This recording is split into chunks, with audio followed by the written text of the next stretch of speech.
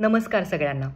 15 October हा दिवस APJ Abdul Kalam यांच्या जयंतीनिमित्त वाचन प्रेरणा दिन म्हणून साजरा केला जातो आणि म्हणूनच 15 ते 22 ऑक्टोबर वाचन प्रेरणा सप्ताह म्हणून साजरा केला जातो. आणि त्यानिमित्त प्रथमने मला विनंती केली की तुम्ही एखादी प्रेरणादायी कथा सादर करू शकता का, आणि मला ऑफकोर्स आवडलं आणि मी आज तुमच्यासमोर एक कथा सादर करते आहे.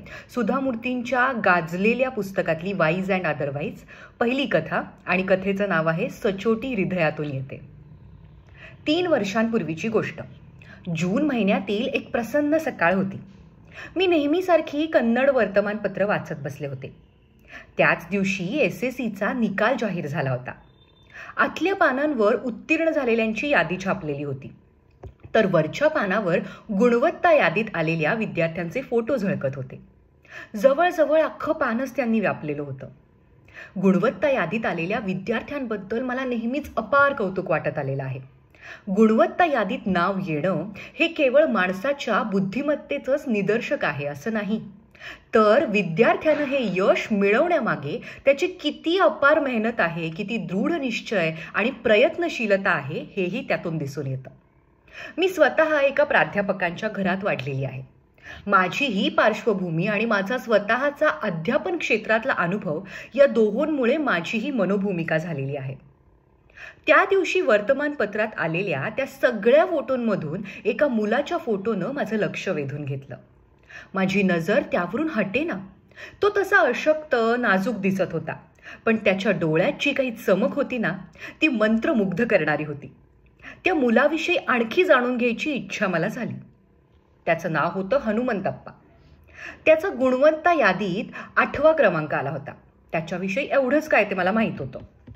आश्चर्याची गोष्ट म्हणजे दुसऱ्याच दिवशी परत एकदा त्याचा फोटो झळकला. या खेपेला त्याची मुलाखतही छापलेली होती.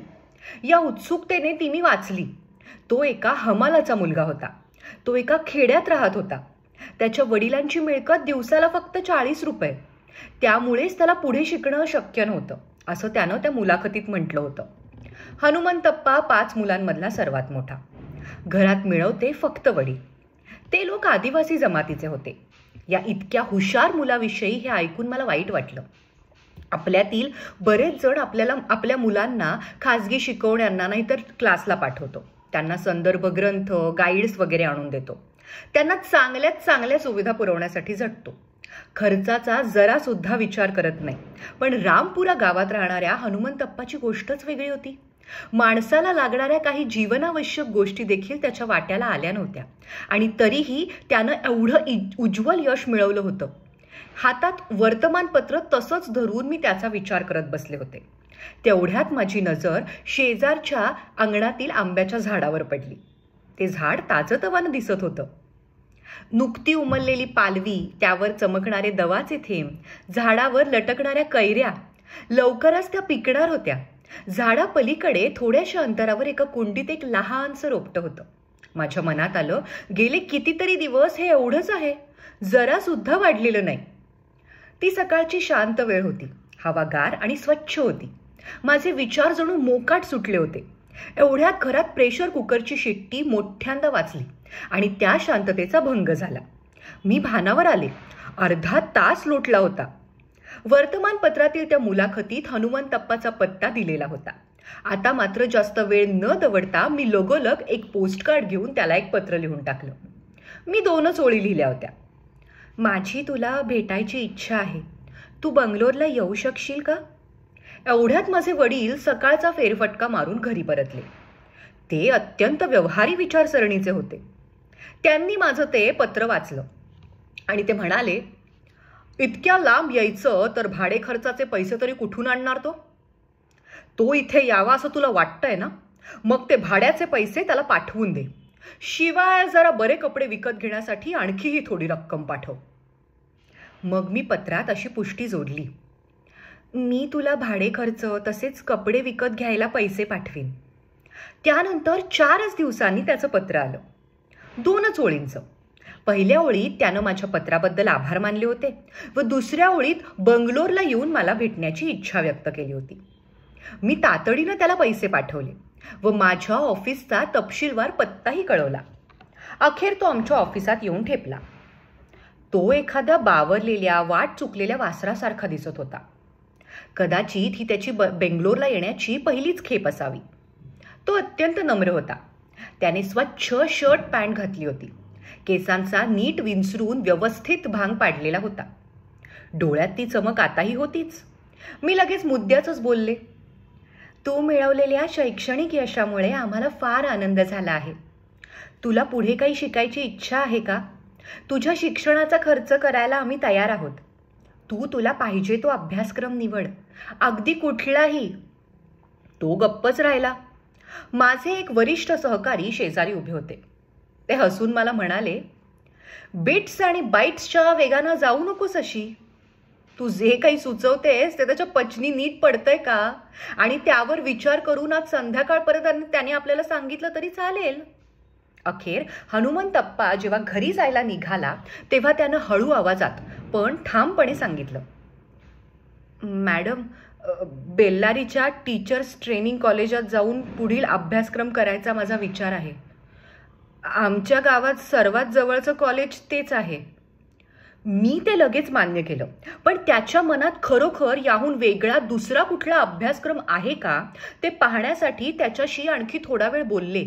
त्याने अगदी दुसरा कोणताही अभ्यासक्रम निवडला तरी त्याची फी भरायला आम्ही तयार आहोत ही गोष्ट त्याला पुरेशी स्पष्ट करून सांगितली. पण त्याचा निर्धार पक्का होता. आपल्याला पुढे काय करायचं आहे हे त्याचं आधीच ठरलेलं होतं. मग मी तुला दर महिन्याला किती पैसे पाठवू? त्या कॉलेजला वसतिगृहाची सुविधा आहे का? मी विचारलं. त्यावर सर्व काही माहिती काढून तपशीलवार कळवतो असं त्यानं सांगितलं. 2 दिवसानंतर परत एकदा आपल्या वळणदार हस्ताक्षरात त्यानं कळवलं. त्याला महिन्याला साधारणपणे 300 रुपये लागणार होते.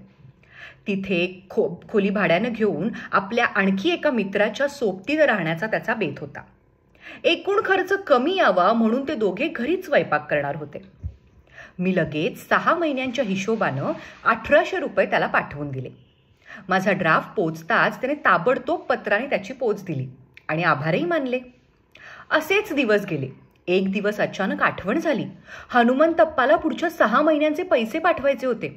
मी पुन्हा एकदा त्याला 1800 रुपयांचा ड्राफ्ट पाठवून दिला. त्याचीही पोच देणारी पत्र उलट टपाली आले. आश्चर्याची गोष्ट अशी की पत्रासोबत त्याने पाकिटातून काही पैसेही पाठवले होते. मॅडम, त्याने लिहिले होते, तुम्ही पुढच्या 6 महिन्यांचे पैसे मला पाठवून दिले. हा तुमचा चांगुलपणा. पण गेले 2 महिने मी बेल्लारीत नव्हतो. आधी महिनाभर आमच्या कॉलेजला सुट्टी होती आणि नंतरचा महिनाभर संप होता. तेव्हा हे 2ही महिने मी घरीच होतो. या काळात माझा खर्च 300 रुपयांहून कितीतरी कमी झाला. त्यामुळे मी माझ्या खर्चातून वाचलेले 300 रुपये तुम्हाला परत पाठवत आहे. त्याचा कृपया स्वीकार करावा. मी थक्क झाले. इतकी गरिबी आणि तरीही एवढा प्रामाणिकपणा. मी हनुमंतप्पाला खर्चासाठी जे पैसे पाठवत होते त्याचा हिशोब त्याने मला द्यावा अशी माझी मुळीच अपेक्षा नव्हती आणि हे त्यालाही माहीत होतं. आणि तरीही त्याने उरलेली रक्कम परत पाठवून दिली.